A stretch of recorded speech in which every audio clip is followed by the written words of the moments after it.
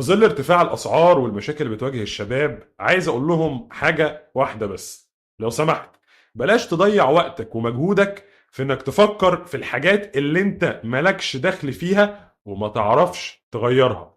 ولو سمحت قضي وقتك ومجهودك وتفكيرك في الحاجات اللي أنت تقدر تغيرها. زي إيه مثلا؟ على سبيل المثال، أنت النهاردة مثلا بتشتغل في شركة، فالشركه دي اقصى مرتب موجود فيها مثلا هو 5000 جنيه. مفيش حد بياخد في الشركه دي اكتر من 5000 جنيه، وانت شغال فيها مثلا بقالك سنه او سنتين.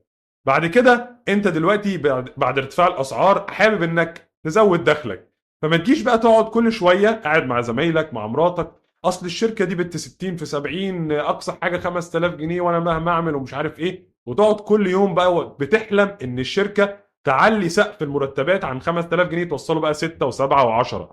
دي حاجه مش في ايد حضرتك وما تقدرش انك تغيرها. طيب ايه اللي في ايدك انك تغيره؟ اللي في ايد حضرتك انك تغيره باختصار انك تدور على شغل في شركه تانية بمرتب اعلى. لو حضرتك مهاراتك ما تسمحلكش انك تاخد مرتب اعلى من ده، اللي في ايد حضرتك انك تعمله انك تطور من مهاراتك وقدراتك علشان تستحق المرتب الاعلى. وانت موجود في الشركه اللي انت فيها ديت هتبتدي يا فندم تدور على شغل في شركه تانية بمهاراتك العاليه ديت بمرتب اعلى. ده اللي في ايدك انك تعمله. فلو سمحت ما تضيعش وقتك في انك تفكر وتجهد نفسك في الحاجات اللي ما تقدرش تغيرها ومش في ايدك، وتسيب الحاجات اللي انت ممكن تغيرها.